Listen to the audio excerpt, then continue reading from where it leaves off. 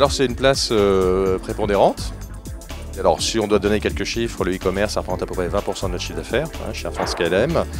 Donc déjà c'est très significatif, le reste étant entre les mains des agences de voyage. Et puis au-delà du poids simplement au jour d'aujourd'hui du chiffre d'affaires, c'est surtout un axe de développement très important. C'est-à-dire que pour nous c'est absolument stratégique. D'une manière générale, la vente directe est quelque chose de stratégique, puisque la vente directe nous apporte un meilleur contrôle des coûts et puis une meilleure maîtrise de la relation client. Et la vente directe sur Internet, c'est ce qui permet de faire tout ça, avec en plus la couche tracking, qui n'est pas possible ou de manière beaucoup moins poussée sur les médias offline. Donc effectivement, oui, l'e-commerce est un gros canal de développement chez nous, en forte progression.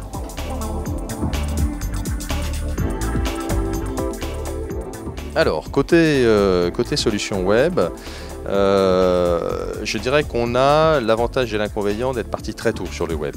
Comme toutes les compagnies aériennes, on n'est pas les seuls. Ça veut dire que dans les années 90 déjà, on a ouvert nos premiers sites et on a commencé à vendre des billets d'avion à peu près entre 97 et 99 en fonction des pays. Ce qui veut dire aussi qu'à l'époque, il a fallu se doter des moyens du bord et que les moyens du bord, ils ont été conçus pour partie en interne et puis pour partie à l'aide de sociétés de conseil du type IBM.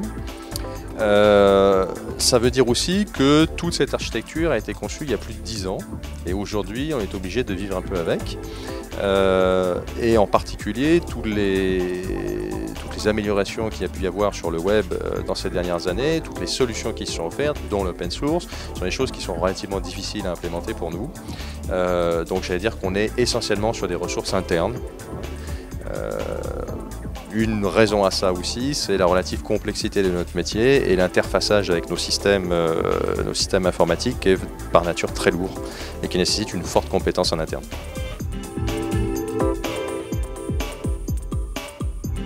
Qui peut véritablement répondre à cette question? Ça me paraît très difficile dans la mesure où, je vais vous donner un exemple, il y a 10 ans, en 2000, on se fixait pour objectif en 2005 de faire 50% de notre chiffre d'affaires sur Internet. On n'y est pas. Et je pense qu'on y sera très difficilement, parce que par nature, il y a un certain nombre de canaux de distribution qui offrent une valeur ajoutée. Je pense à certains réseaux d'agences de voyage, par exemple, qui offrent une vraie valeur ajoutée à nos clients et qui n'ont pas du tout, et pour ces clients-là, ils n'ont pas du tout vocation à passer sur un mode de distribution de type e-commerce.